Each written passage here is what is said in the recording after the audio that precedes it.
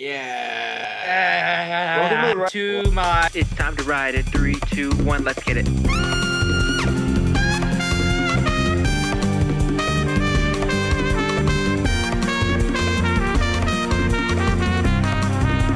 Come on, pull up a chair.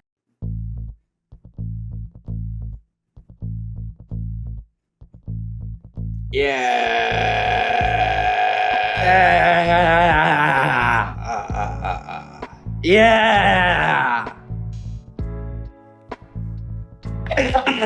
There we go.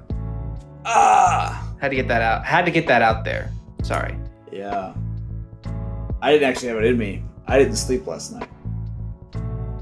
Not at all. Not at all. Are you okay, buddy? Cognitive functions are crazy for me right now. Welcome to the writer's room. Welcome, everyone. To my left or bottom is my awesome friend. I feel like we should have nicknames. You know what? I feel like we've been friends for a long time, and it's like a rite of passage to give your friend a nickname. So, on the spot right now, I'm gonna give you a nickname. I just told you I didn't sleep last night. You're gonna make me do this to you. C-word. That's my nickname for you. Aww. What's up, C-word? C-word. Yeah. Cause you get it? Cause your name is full. My intrusive thoughts are really going in there. I don't know what you're talking about. Yeah, I don't know what you're talking about. Yeah, there's no other word.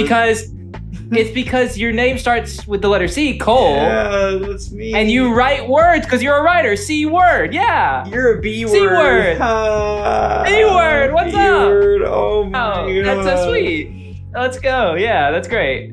Put that on the banner of the channel now. B as in Braydan, not B as in Braydan. Whoa, where did that come from?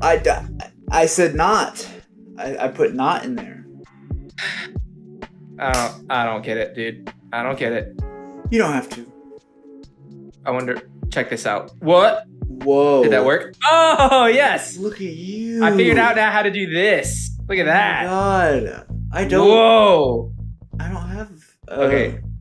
Switch it back. Let's go back. When we left off, we were on kind of towards the end of sequence 2.2. And very true. We're getting close to the midpoint. About to get into 2.3, but if you remember correctly, we had an argument. And oh yeah, I believe, even though I didn't sleep last night and I can't think, I have single-handedly solved the problem. Holy shit. I think so. Guys, this is a first. This is a moment in history. It is. All right. Okay, C-word, take it away. What is your solution for? Let me just remind our audience what the disagreement was about. Are you getting is this a message from the lawyer or from? No, this is you. Yep, go ahead. It's just me. Okay. Last time, in the last episode, Cole and I had a bit of an argument about an anus. I mean, a anus-sized portal. He was suggesting that towards the third act of this film, that we have a portal open that leads in a monster from another realm that is beyond powerful evil, that gives the monster hunters, the antagonists of our film, the necessary abilities and powers to execute their vision of their evil plan. I was suggesting I didn't really like that because of it kind of, to me, went against some of the themes that I really loved about the story, and I thought maybe there's another solution, but I just couldn't figure it out on the spot. But Cole, take it away. What have you thought on lack of sleep? Thanks, Braydan. No problem. Now to me with the weather. No.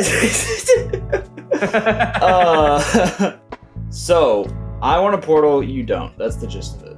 So what if? Pretty much. What if we take the portal out Oh, okay. which already solves most of the problem. That kind of was the onus of the So, disagreement. But continue, please. There's definitely more. I know. They take. I'm imagining a like blood prism thing, like a little like maybe it's like a rhombus shaped thing. I don't know, 3D object made of her blood somehow. Okay. And we don't necessarily reveal what that does until the second movie, which my argument will still be a portal. Well, that's a problem for like season 7 of the writers' room. Exactly. So I won't worry about that right now. So my solution is to postpone the problem. That's the solution. Everyone at home, if you're having disagreements in a script, just postpone the issue and you won't have any worries. My greatest argument for postponing it, though, is that this is a plot line that we don't actually plan to get into this movie. We don't. Yeah. This is literally just to create mystery around a much larger plot that's happening inside this other plot, but we're not really focusing on that. We're just kind of setting up another story. Yeah. I think that's a great solution because not only does it remove this like new thing that would be kind of difficult to get into very quickly, but it also really makes an emphasis on what we have been talking about this whole time in the film, which is the blood and how important the blood is in this universe, especially Jeannie's, whose blood will be the end all be all MacGuffin. I think this is a solid solution.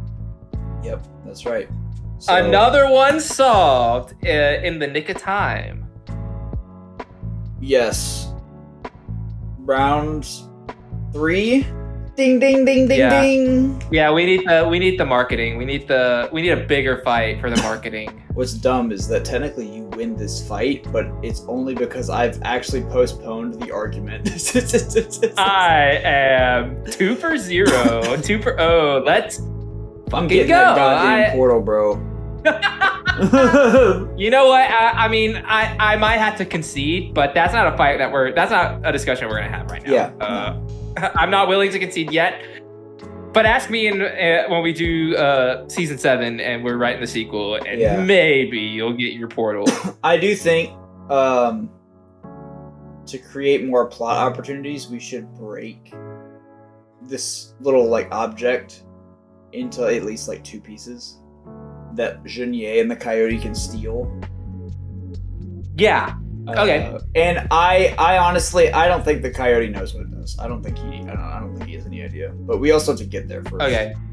So what is the source? Where does this blood prism come from exactly? Her. Yeah. And when do we get to it? In this like next few bits? Do we get to like see? It's literally like this happens and the coyote interferes. I mean, the ritual gets finished, but like he interferes and kind of like tries to stop it. Okay. So let me kind of say what I'm thinking is happening here in this bit. Pew pew pew. Go ahead. Pew pew pew. Okay. So we wake back. Jeannie wakes up in HQ. She is a little frazzled, understandably so, and she meets some of the Monster Hunter people. Maybe like a quick walk through the halls, and we see some of how Monster Hunting HQ is, and we basically are like, oh, I hear that you have a problem with monster blood or infection or stuff. We're here to help. And they like lay her down on a slab, a table or something, and they start doing what she believes is solving her issue, but is actually extract like bloodletting in order to create this prism crystal. And then the coyote is able to like come in and save her. Yeah. Is this okay? Yeah. And I don't know how much combat she's gonna be able to do, but I'd like her to do something. Yeah. I don't exactly want this to be a damsel in distress moment. I do want her to kind of be her own savior in some ways, but then having the coyote come in at Part this of me point wonders would be, if she's the biggest reason they escape, and he's the biggest reason that she is freed from the thing. yeah, I could definitely see that being a possibility. Like he helps her It's a teamwork thing. get off the table. She's able to use her skills in order to escape from the facility, which I'm liking that we're starting to come up with these scenes where we have both of our main characters doing a separate task that plays to their strengths. So we give them both. If you recall in a previous episode, I said there's a tightrope to balance in making sure both of our characters have their own distinct agency and abilities. And I think that kind of solution gives us a good look at both worlds where the coyote's being a hero, Jeonye's being a hero, and everyone's happy. You know, everyone gets to be cool. Yeah. Yes. So, I think we discussed she wakes up in like the infirmary or whatever. Right. One of the blood wizards is there talking to Jeonye. Uh-huh. And it's like a tense kind of thing maybe. Because he seems a little off. But he's also just a weird character. Like, the hunters are fairly normal, but, like, the blood wizards, I think, are rule set. Hold on, let me go to the rule set. Alright. Blood magic rules. Blood wizards are the heaviest blood magic users. They have little intelligence with the exception of their blood magic use. So they are very much only in... They don't have any, like... They don't have great social skills. They're mainly just in tune with how blood magic works and what they can do with it. I gotcha. Braydan, camera one.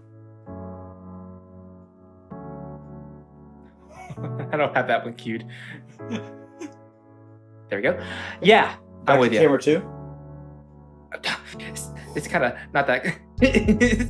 Yeah. Perfect. Camera three now. It's just. And it's like it's behind here. Yeah. I do not own that many cameras, unfortunately. That's okay. Two is enough.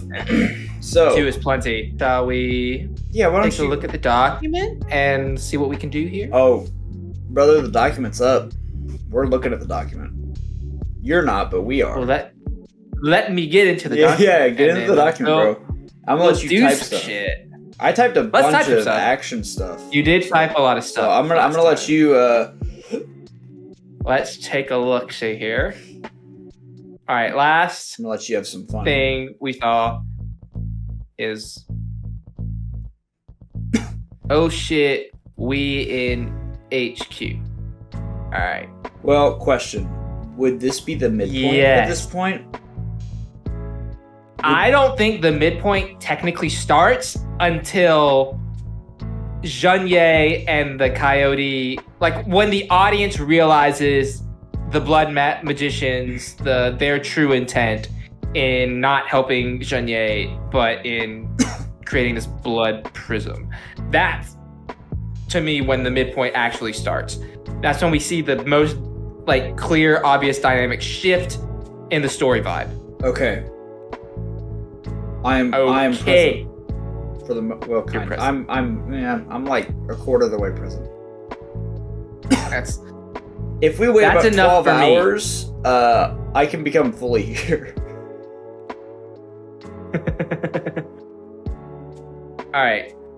So we did say that we wanted kind of like Jeonye comes to, she's by herself in a dilapidated area. Yeah, that's fair. I mean, Oh, it's probably not like upkept very well. That's good.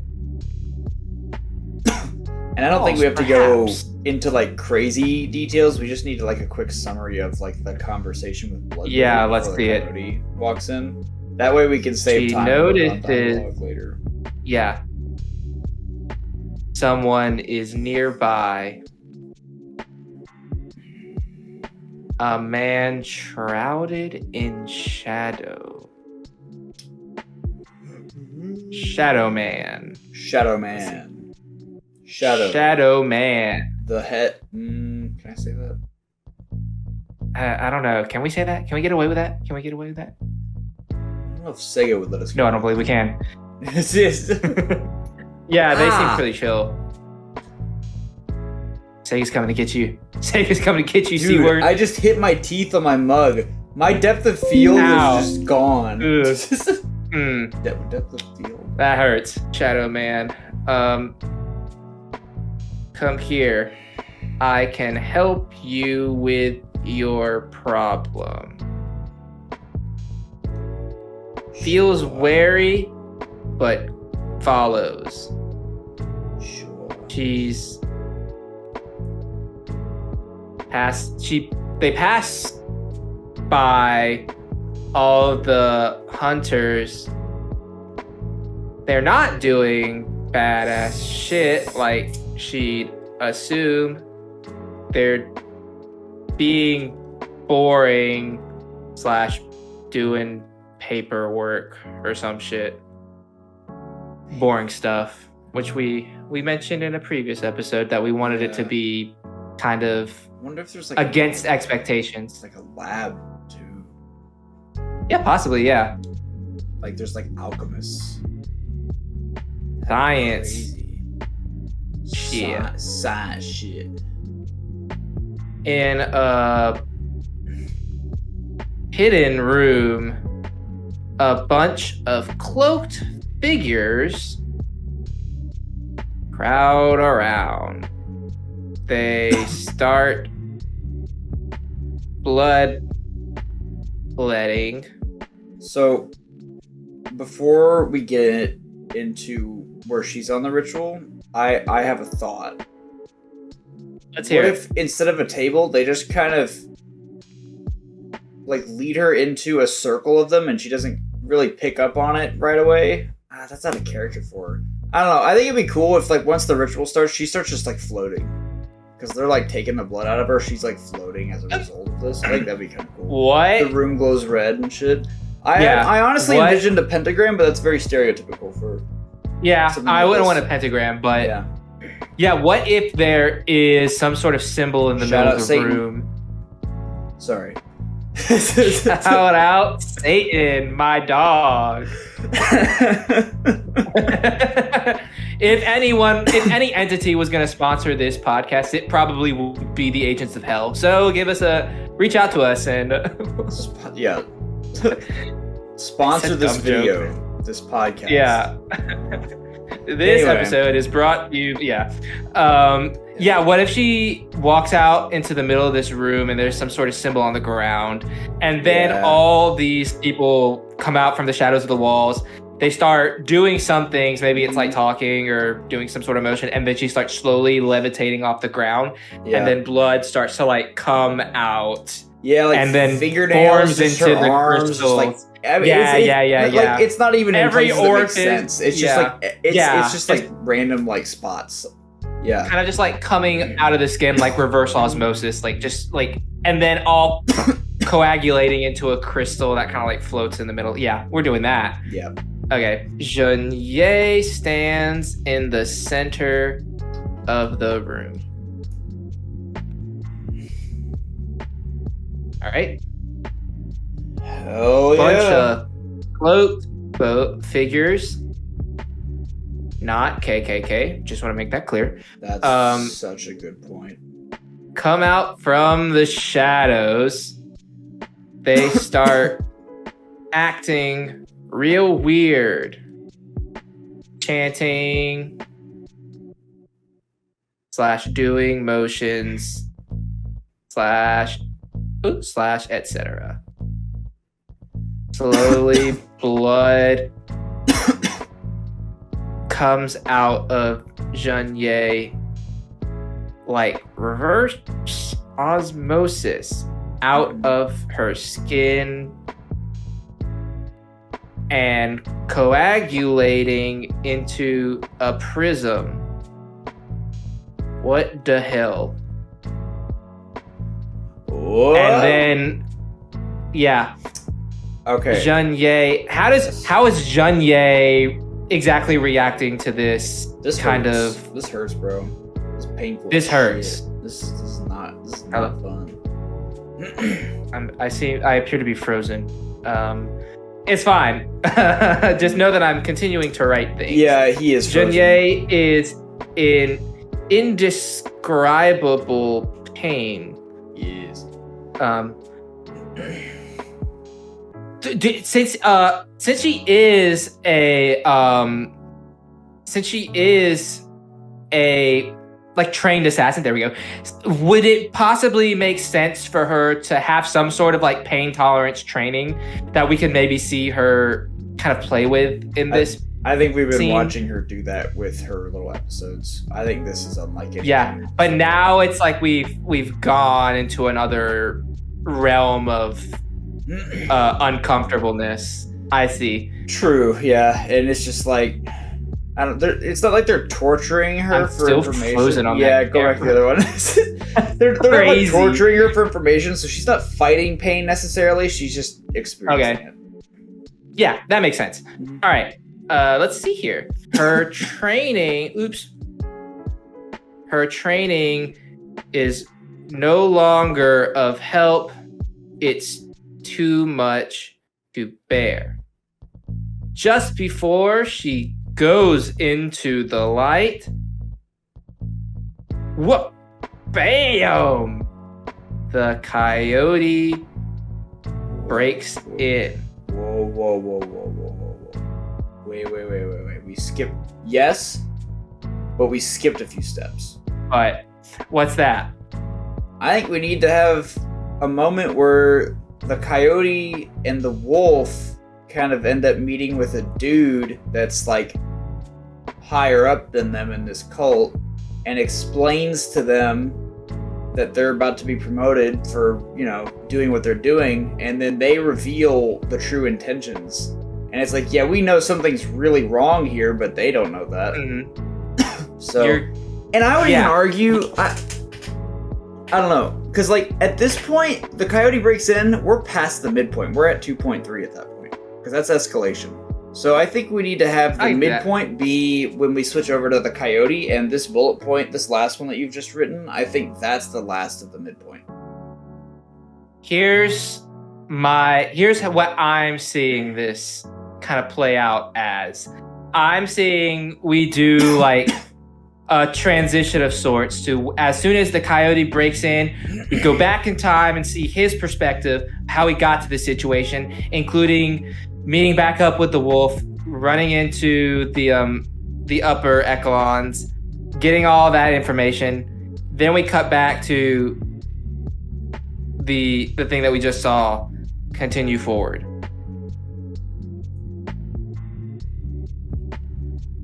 So you want to have him break in and be flashback to like 10 minutes before that. Yeah. Walk it in. Sort of. I think that'll be confusing though. In what way?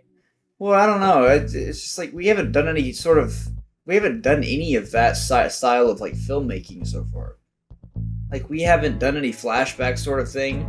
We haven't done any like kind of time travel telling the story like that. We've always just kept things side by side for the most part. I guess that's true. So we That's kind of fair. kept everything in the present tense. If we had done that like earlier with like the Yuri storyline, I think that would have worked. But I think that could confuse our audience. It's a good idea, but it just doesn't fit Fair point. on its own. So,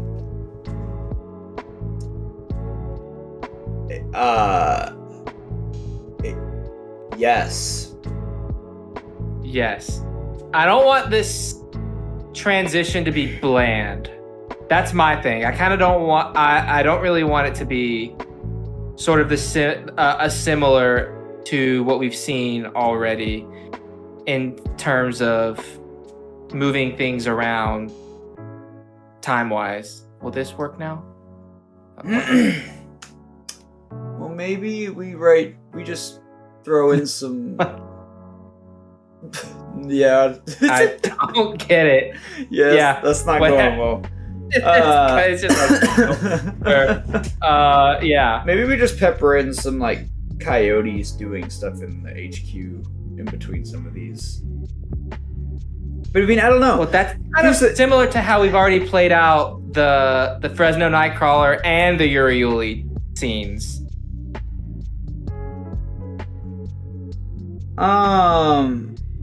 Wait. Hold on. Holding on.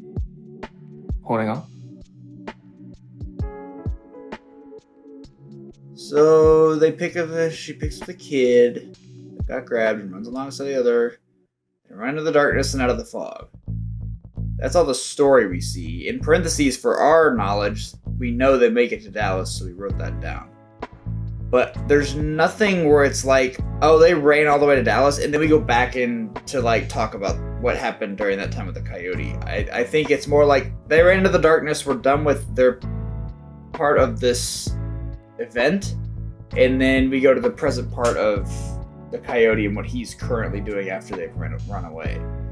So I don't know. I still haven't. I don't think we've gotten anything where it's like, oh, they do this, this, and this, and then we go back to the first this to see what the coyote. Yeah, that's not what I'm saying. I'm with you. Okay. That's a confusing move for sure. Okay. I'm just saying that doing this like parallel action thing for the third time in like 3 straight sequences might become a bit of a slog. I don't think it's action though. I don't think it really matters that it's action or not. It's still the same structure of scene that we've already seen just about back to back to back.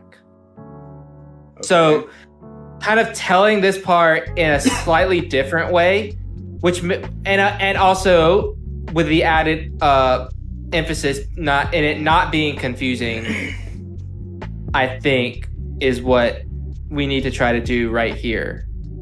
We did it like the Godfather.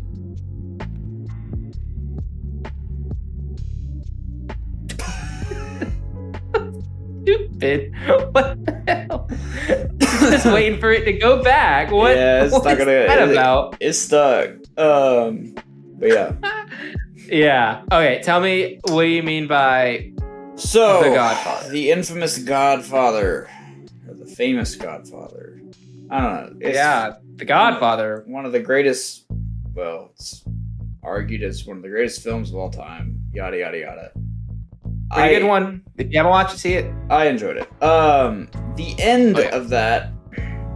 Spoilers. Actually, if you haven't seen it, are you talking about the baptism scene? Yes. Is this what? Yeah. Okay. Go ahead and explain it to them just in case. So, spoilers, but honestly, it's been like 50 years, so it's like you've had time. We're not so much time. If you're hearing about it just now, I would actually, if you're like a younger, kind of sad, yeah. If you're a younger person, though, I get it. It's an older movie, so Now we've given you enough time to kind of like go away. Maybe like we can put like a time in the bottom to skip so you don't hear this part. It is. Oh, there it is. Go ahead. But there we go. Towards the end of the movie, I don't remember this dude's name, but this whole movie revolves around this mob boss and his son, essentially. His son initially wants nothing to do with the crime family, but then as the movie goes on, the son becomes closer and closer to his father, and then he ends up taking over the family, and these rival gangs had done a bunch of stuff to the father, and so the son puts hits out on all of them. And it's shown through this almost montage where... How do I explain it? So it's like a baptism, and the audio from the baptism stays, so you have church music and all that, but then they cut to these murders, these brutal murders that are happening of all these other crime bosses that have screwed our protagonist over, and they're all just getting kind of either gunned down, or I think one of them got stabbed, but it's just like... they're all getting killed, and it's a really fun, amazing scene, and I can't recall all of the details from it, but it was just like, you could really see like this son had become his father, and Oh, yeah. it was a very powerful scene. Mm-hmm. And I'm not saying we do the exact same thing, but honestly, it's just like in our case, I think after a certain point, the coyote's conversation with the wolf and this other hunter Pyra is our baptism scene, and what we cut to is the Jeunet about to kind of go through this ritual stuff. So it's almost like one really long L cut where we have sort of like the audio of the coyote and the wolf and all talking, and then we cut to it's almost a montage of L cuts if you look at it that way. Yeah. I see the vibe, and then maybe like the we hear the bits of like pain and like chanting and stuff, like kind of like subtly buried in, but like audibly the main emphasis is on the conversation that kind of explains what we're seeing. I think that's the move, because it does kind of keep this parallel action thing going, but it's different and distinct enough to feel like we're kind of doing something a little different, but not too far left field that it is like a bit out of. And it's cool because it's an easy way to also convey this is happening at the exact same time. We're not cutting back and forth. Seeing all these different things. So it's just it's a fun little idea, and it really, like in The Godfather, it wasn't really used to show off a twist. We're showing off a twist, and I think it works quite well for what absolutely. Attempts, but. And I mean, if we want to keep peppering in why this is a good idea, because I can, we've also had an emphasis, and we'll continue to have an emphasis in the actual script, because we haven't mentioned it in a while, on intellectual montages, Soviet montages, which I think this would probably classify as such, of a type of montage that really relies on making you feel something with the types of cuts that are happening. Very like Kuleshov effect vibes, and I think that makes it really cool. That makes it also fit. Oops. Your camera's that makes it also fit. Yep, I see that. That makes it also fit what we're doing. Yeah, there we go. So let's roll with that. Let's roll with that for a bit and see where we go. Quick possible learning moment though. And you're the writing major, but yes, that's true. Of course, I'm a film major, so I've taken like dramatic writing classes as what's that called? Like the extra class. Shit. Short screenwriting. Yeah, but what's that class category where it's like, oh, you need an extra class that's anything? What's that called? An elective. An elective. Oh my god. There we go. Yes. So I had to take several. How long electives. have you been in college and you couldn't think of? I haven't slept in 24 hours, Braydan. You know what's crazy though? Is like, remember that Godfather shit? I mean, you know what? If we get 1,000 likes on this video, I'll go 48 hours. I'll go 48 hours no sleep, and then we'll see what kind of ideas I come up with. If we get 2,000 likes, I'll do it with them. We'll both get no sleep and then see what happens on this video. Podcast. It has to be this video. This one. Yeah. God, I hope they don't do it. This is the one time I'm like, please don't do it. No, do it. It'll be fun. It'll be fun. We'll have the most batshit crazy 2.3 sequence, and then 2.4 will just go back to normal. Yeah. All right. What was I saying? Oh, yes. This learning moment. Learning moment. Learning moment, everyone. You're talking about writing electives. Yes. Yeah. So writing electives. So I guess every time I was in those classes, it was something to the effect of, it's usually not a good idea to write camera angles into your script. Now I have seen exceptions where it's just like, if you're directing what you're writing, then it doesn't really matter. But in our case, and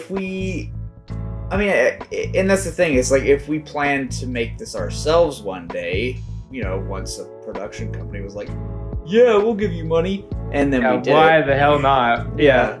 But it's just like, would you write in a montage into a script like that if we didn't end up directing it? Yeah. You think so? Here, yeah, let me break it down for Yeah. you a bit about directing from the page. He's gonna which learn is where you some write. stuff. Let's learn some stuff. Yeah, directing from the page is where you're kind of like mentioning specific camera angles and really kind of getting into the nitty-gritty of every minutia of performance and lighting and stuff. It's very tedious. A lot of beginning screenwriters do it because it's like kind of what you expect a script looks like. And yeah, when you're reading from the greats, the great writer directors, it does look like that. But most 9 out of 10, no, that's a lie. 10 out of 10 screenwriting professors will tell you to stop doing that. Fuck off. Only the established greats get to do that. And that's true, yeah. But there is some exceptions like montage where you're kind of expected to say begin montage and then kind of write out every shot that you would see in a montage play out, because that gives the director an idea of what to go off of. The montage in the film may look completely different from how you wrote it, but it's giving the director kind of a vibe that you want to see in the film, and the director is able to like kind of take that and do what they will with it. Yep. But my advice to you out there, if you're a beginning screenwriter and you think to yourself, wow, that kind of sounds like how I'm writing and I don't know how to fix it. What do I do? Because I have a very clear vision, but I just don't know how to get it out there. I have 2 pieces of advice for you. And if I'm just going to get through it, Cole, and then we can get back to writing the script. Number 1, it's okay. I mean, every beginner does it. If you don't intend to direct this film, don't do it. Yeah, that's probably advice number 1. Don't do it. I mean, but here, I let me take a step back. I'm gonna try this again. 2 pieces of advice for you about writing from the page or directing from the page. Number 1, write the screen directions and the action and the dialogue in a way where if a director were to read it, they could not think of any other shot, any other performance bit that they could do in order to convey exactly what you mean. And when you're a really great screenwriter, you really learn how to do that and how to pick that skill up.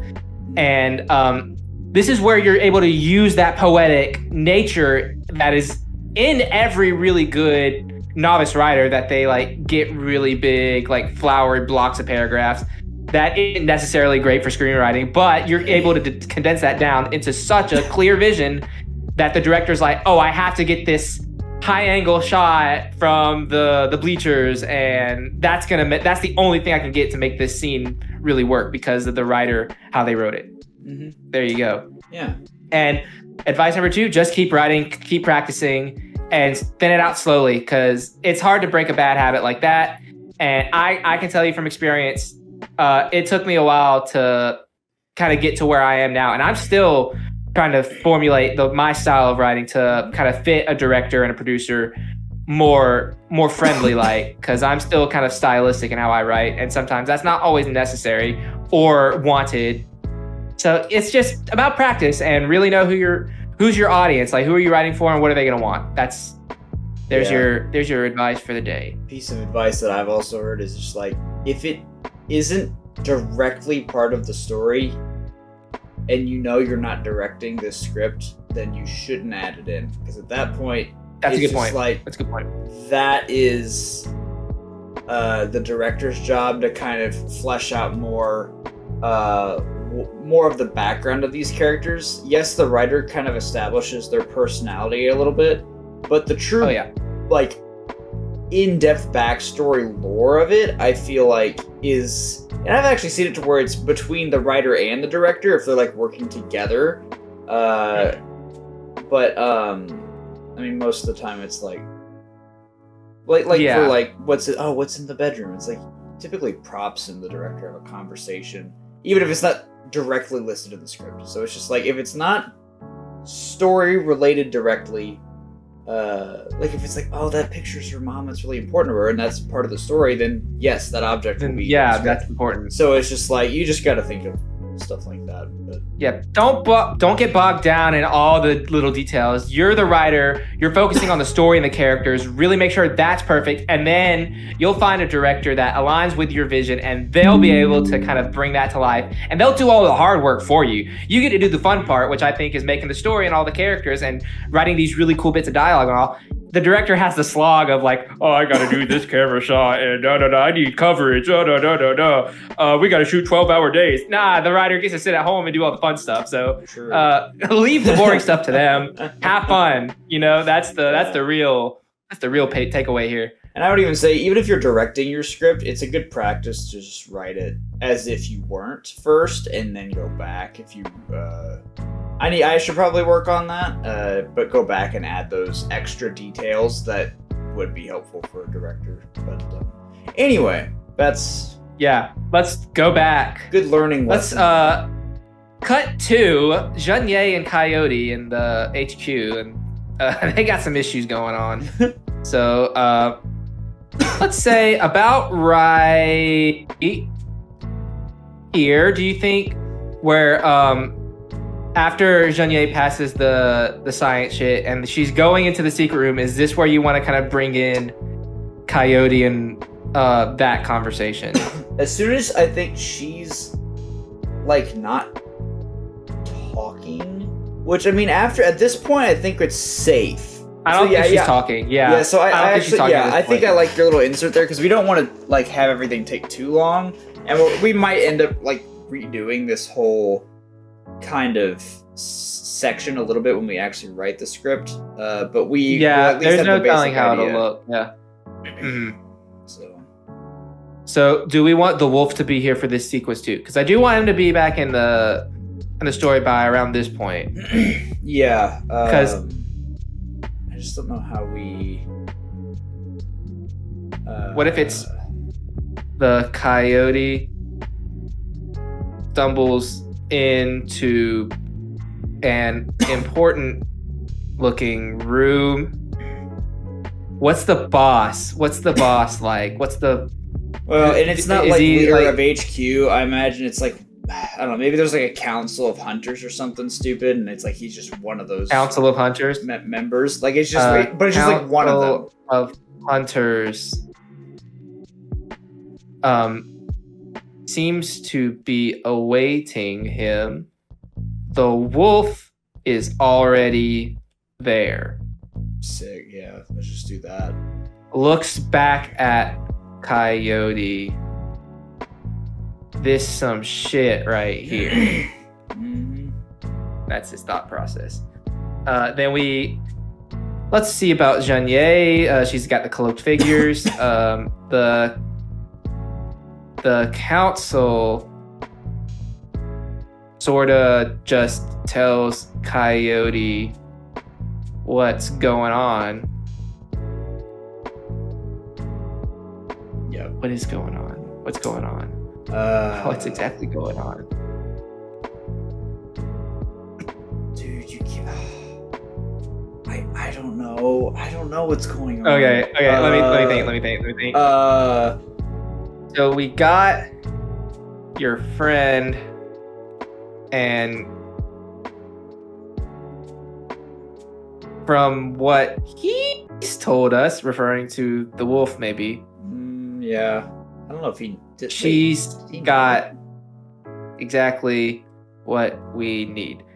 Maybe we can retrograde the previous scenes with the wolf to kind of get him in on something, because I feel like that maybe saves some time and then kind of gives the wolf a solid purpose of like coming back and being like, hey, I know that y'all sent me on this mission for blood and stuff, and I feel like I got a gold mine. And the coyote is sort of now. Do you think the coyote? Okay, do you think the coyote? His reaction is like, okay, so your bosses just told you, hey, this thing that you've like sworn your life to go out and do, we're in on it now, but we're in on it now. Maybe that's like where we stop, and then the coyote gets to react by saying or doing something. Is he like, oh, yay, so you're going to save her? That's awesome. That's exactly, job well done. Bang, bang, bang. And then the council's like, not quite. And then they kind of I think they go further. They kind of reveal, like, oh, we were kind of just testing. Like, I think this is their, like, promotion if they're meeting, like, in front of, like, all these dudes. Like, they've both done something huge. The wolf has given them Yuli blood, and the coyote's given them the Chosen One blood. So they're about to become, like... Coyote feels relieved. Job well done. I think in his mind at this exact moment, he's like, oh, they got her. They're going to fix her. Awesome. Well done. I saved Junye. Then that's when we cut to them kind of being weird. And like, that's kind of a almost comedic cut where it's like, I saved her.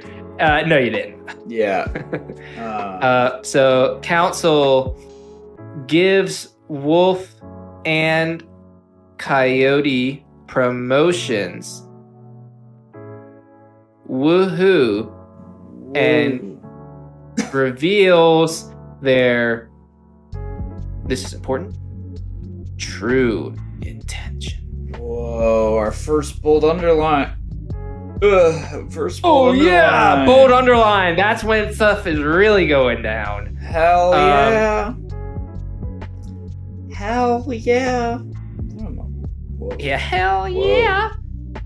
That blood will be the ticket in unchecked power that will allow us to spread our ideology across seas. Yeah. And eradicate monsters indefinitely. Monsters and heretics alike indefinitely. They're gonna kill all the monsters, and they're also gonna kill all the opposition. That's some authoritarian fascist shit right there. Yeah, I think that's still to be determined, because I don't think we've figured 100% of that out yet, because a lot of that plot point is in the next movie, but yeah. I still feel like that's kind of like what their end goal is, and that's kind of what we've seen them do, albeit under the guise of other things. I just remember us talking about like the leader, like we get introduced to him in the next movie, and he turns into like, this crazy monster that is just like world-ending. So I don't know if it's like I think they just want to become power-hungry monster people or what, but I think the plan here is to like the stepping stools to we're gonna get our leader into kaiju monster levels. Yeah. But right now we have the abilities to start going outside of the United States and start setting up camps around and spreading our power so that we have a stronghold enough to where then we have the resources to do our ultimate plan of kaiju destruction, world takeover, type thing. I don't think it'll be kaiju, but yeah, I see what you're saying. Yeah. Why can't it be? If there's gonna be a portal, there might have to be a kaiju. Dude, how are they gonna kill a kaiju? Round 4. That's the fun part. That's the fun part. You back the characters up into a wall, and then you have to squirm to find out a solution. Anyways, so now we have that bit. Now we're seeing Junye kind of do some reverse osmosis stuff, more blood. I kind of want almost like a 12 Angry Men type scene right here, where the coyote, does the coyote kind of push back here verbally? Or does he? I don't think he just sits down and takes it, because he's got to storm out and find Junye in order to save her. If he starts an argument, I think he has a realization, but I don't think his focus is to argue with these people. I think he has his realization, and I think he gets the hell out of there and just be like, he knows where she is. He beelines for that. He knows. Yeah. Wait, does he know about the blood magic users? Because if not, I don't think you know where the room is. Yeah, I think he does, because I think they double as like hunting like healers. If there's like a injury maybe bad enough that the hunters can't heal themselves, maybe they like double as like a healer for some hunters. I don't know. That's me spitballing and making up something new. Well,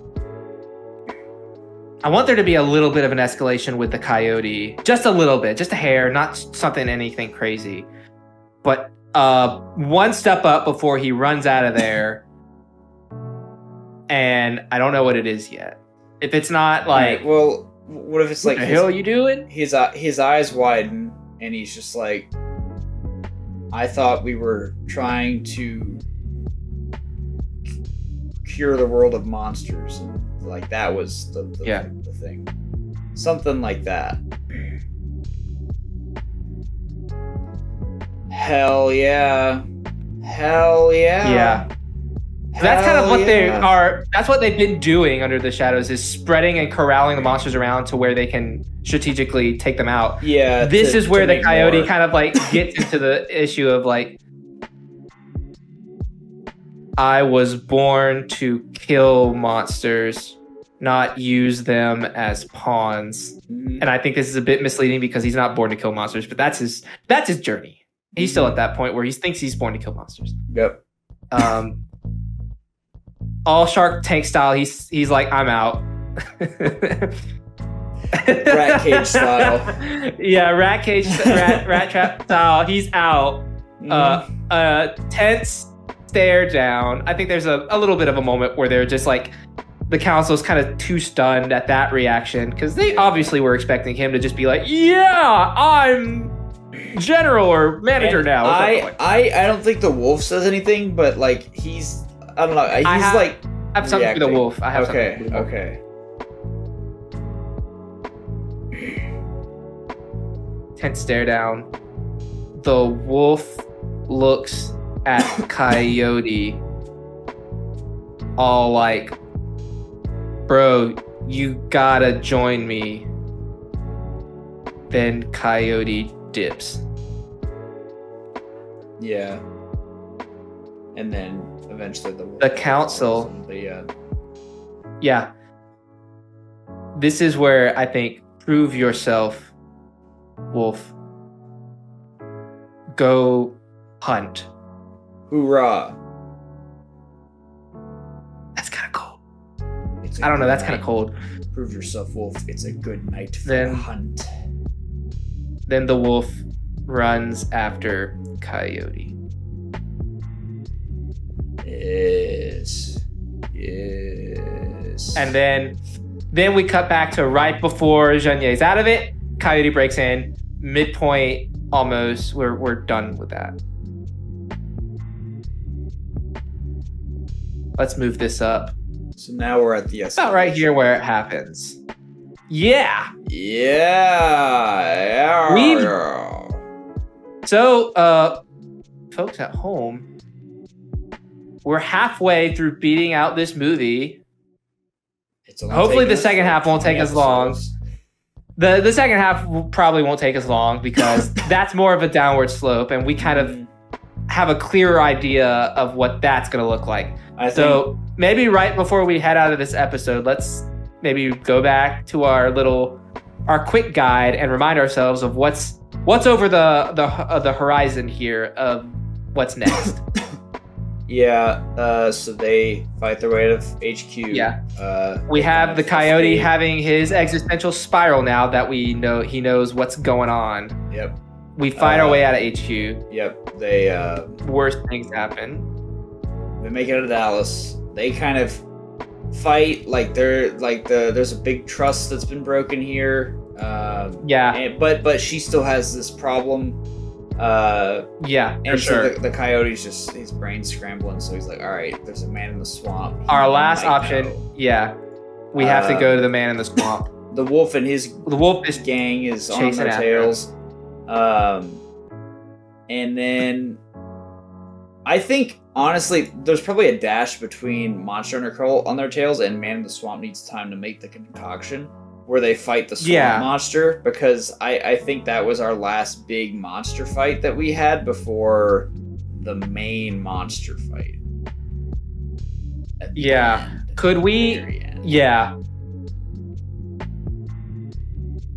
What if instead of fighting the swamp monster right here, because I kind of want them to wait to fight in that final kill all the monsters. What if it's more like we got to get around the swamp monster?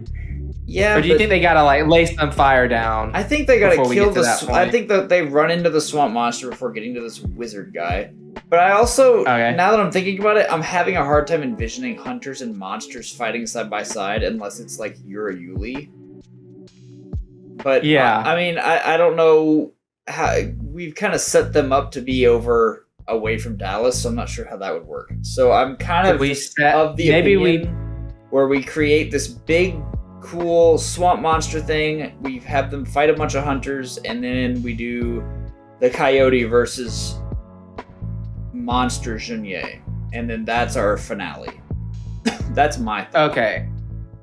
Okay. There might be a way to weave back in the Yuli because I do feel like that would be an unresolved plot line. Just to see them one more time, if they can come back and do something. Maybe. I think that might be something to think about.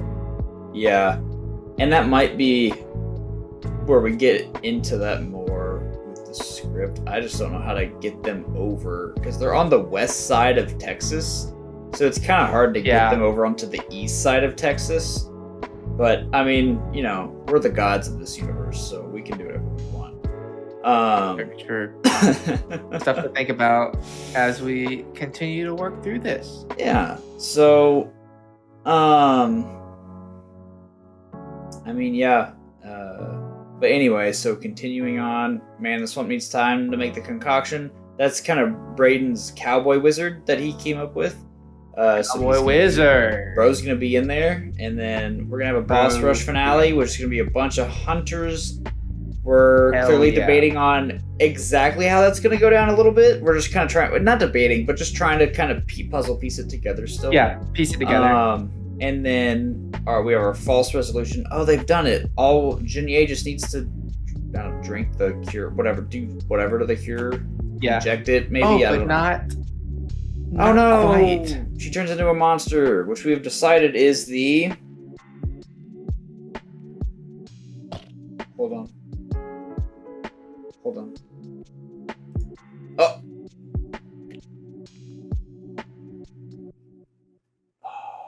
Oh, Waiting.雄奇 Shang-Chi.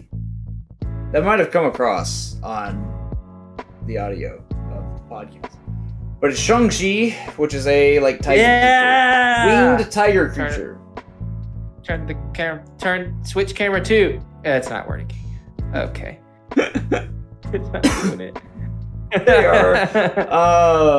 Camera 2. Yay! Yeah!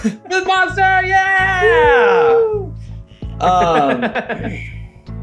But yes, so we will get into. I mean, a lot of this next portion of sequence 2 is action. I mean, and that's. I mean, I don't know. That is kind of something that I tend to get through fairly quickly. So we might get through 2.3 next episode, but you know, we've also That'd be pretty sweet. We've also said things We'll like see. that before, and it has not come even close to true. So Maybe there needs to be a punishment if we are not able to do that. Put ourselves on track here. well, consider that. I don't know. I think the sleep thing is punishment enough if they get enough likes on the video. If we get 2,000 likes, we will not sleep for the next 2 days before recording the next episode. I think I've already sealed my fate with 1,000, but we'll see. Anyway, Yeah, well, if enjoyed it's this. 2,000, I gotta join you. Yeah. Yeah, if you enjoyed this, leave a like. Or if you didn't enjoy it, leave a dislike. Comment kind of your feedback on whichever one you thought on that. We love feedback. We love to improve. If you have any ideas for sketches, stuff for this feature, you know, whatever, let us know. And we're kind of happy to kind of see what ideas you guys can come up with. And if you're not subscribed, it's kind of easier to catch our next video if you're subscribed. You don't have to search us up. It just kind of appears in your feed, and you get a notification. So that's kind of nice.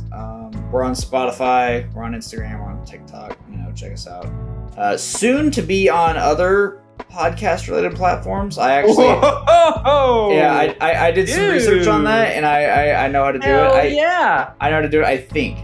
But so that's awesome. Look forward to that in the coming kind of maybe couple weeks, something like that. So if you're not big on Spotify, but maybe you use like Apple Music, Amazon Music, whatever. We'll eventually be on there. I haven't worked out all the kinks yet. I'm not sure if there's going to be like video, but you will definitely get audio. So get it to you for sure. Yep. And then just as a reminder, I think we said this last time, but just a reminder, we are going back to once a week uploads. We're going every Saturday. School's starting back up. Life is happening. We're still gonna try and like Braydan's got his solo stuff. I'm trying to come up with some fun things that I can do to kind of, and so it won't be all the time, but you guys might get some like bonus stuff just whenever we feel like it, or if we're really busy, we'll end up replacing like a podcast episode for that Saturday. But that's just how that is. Life happens, but I don't know. Expect that going forward. And hope you guys enjoyed. I don't think I'm forgetting anything. I'm so excited to do more. C word, we've done it. We've moved on, doing it. Yep, that's right. That's right. Bye. Bye, everyone. He's so tired. I can tell. Bye, everyone. I'm so tired.